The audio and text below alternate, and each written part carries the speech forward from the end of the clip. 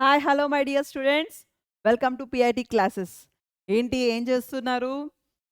Exam తక్కువ days ఉన్నాయి, ఇంకా 1 వీక్ 10 డేస్లోనే ఉన్నాయి, ఇంత సిలబస్ ఉంది నెత్తి మీద అని ఆలోచిస్తున్నారా?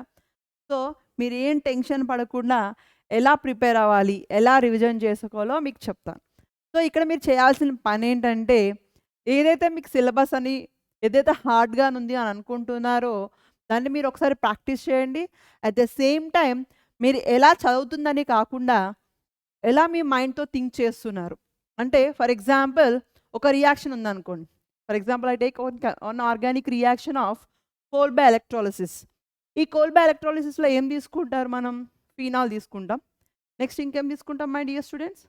సోడియం హైడ్రాక్సైడ్ తీసుకుంటే ఏం ఫామ్ అవుతుంది? సోడియం ఫినాక్సైడ్ ఫామ్ అవుతుంది.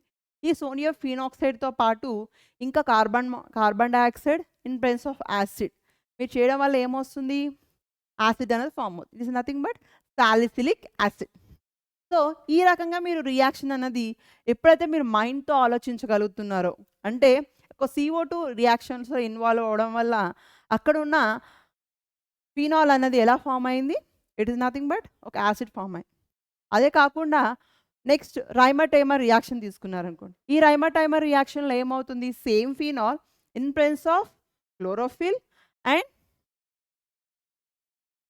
ఆల్కాలిక్ KOH we get same in presence of acid functional group we get aldehyde.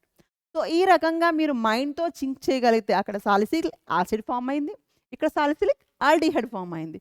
So మీరు అనలైజ్ చేసుకుంటూ, అంటే రియాక్షన్ ఎలా రాస్తున్నారు, అక్కడ ఏ రీజన్స్ ఉన్నాయి, అవుట్పుట్ ప్రొడక్ట్ ఏ రకంగా వస్తుంది అన్న థింకింగ్తో మీరు ఆలోచించగలిగితే ఆ చదివే తక్కువ టైం అయినా కూడా మీకు సబ్జెక్ట్ అన్నది ఎక్కువగా మీ మైండ్లో మెమరీ అవుతుంది.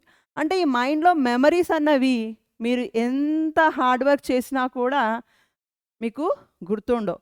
సో ఈ మెమరీ పవర్ ఇంక్రీజ్ చేసుకోవాలి అంటే ఎలా అన్నది, ఎంత హార్డ్ వర్క్ చేస్తే, అంటే ఒక అజ్ఞాతంలో ఉండి ఒక eagle, for example you take an eagle, అదేమవుతుంది? కొన్నాళ్ళు అయ్యేసరికి దాని ముక్కు ముదిరిపోతుంది. అదేం చేస్తుంది?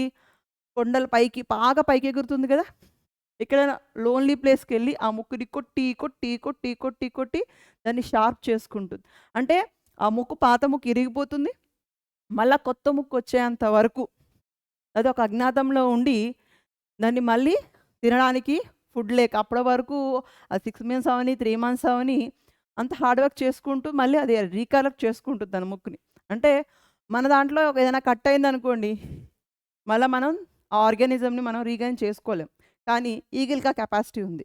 అలాగే మన మైండ్ యొక్క మెమరీ పవర్ని, మన విజువలైజేషన్ థింకింగ్, అంటే ఒక రియాక్షన్ అనే కాదు, ఏ సబ్జెక్ట్ అనేది, ఇంగ్లీష్ అవని, తెలుగు అవని, మ్యాథ్స్ అవని, బయాలజీ అవని, జువాలజీ అవని, ఏ సబ్జెక్ట్ అవని అండి, మీరు చదివేటప్పుడు ఆ ఒక ఏదో లైన్ బట్టి కట్టి చదివే కంట ఆ లైన్ని మనం ఎలా ఫార్మేట్ చేస్తున్నాం, ఆ లైన్ ఫామ్ అయ్యేటప్పుడు ఏది అప్లికేట్ చేస్తున్నాం అన్నది ఆలోచించుకొని ఆ రియాక్షన్ అని కానీ లేక ఆ వర్డింగ్ అన్నది మన మైండ్తో థింక్ చేస్తూ, ఫర్ ఎగ్జాంపుల్ సిమిట్రీ ఉంది.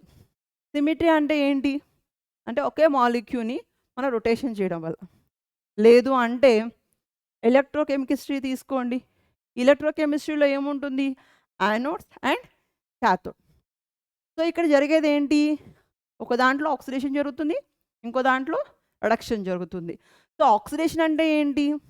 ఆక్సిజన్ స్టేట్ ఇంక్రీజ్ అవ్వడం. ఓకే, రిడక్షన్ అంటే ఆక్సిజన్ స్టేట్ డిక్రీజ్ అవ్వడం. సో ఈ రకంగా మనం చదువుకునేటప్పుడు ఈ సోషల్ మీడియా ఏదైతే ఉన్నాయో, మనకి ఏదైతే డిస్ట్రాక్ట్ చేస్తున్నాయో వాటన్నిటిని ఒక పక్కన పెట్టి ఒక యజ్ఞం లాగా ఈ సిలబస్ని నేను ఖచ్చితంగా కంప్లీట్ చేస్తాను, ఈ రివిజన్ని మనం రీగైన్ చేసుకుంటాను, నా మైండ్తో థింక్ చేసుకుంటూ నేను రివిజన్ చేయగలుగుతాను అని ఆలోచించి చదవండి. You get good results. ఓకేనా మై డియర్ స్టూడెంట్స్?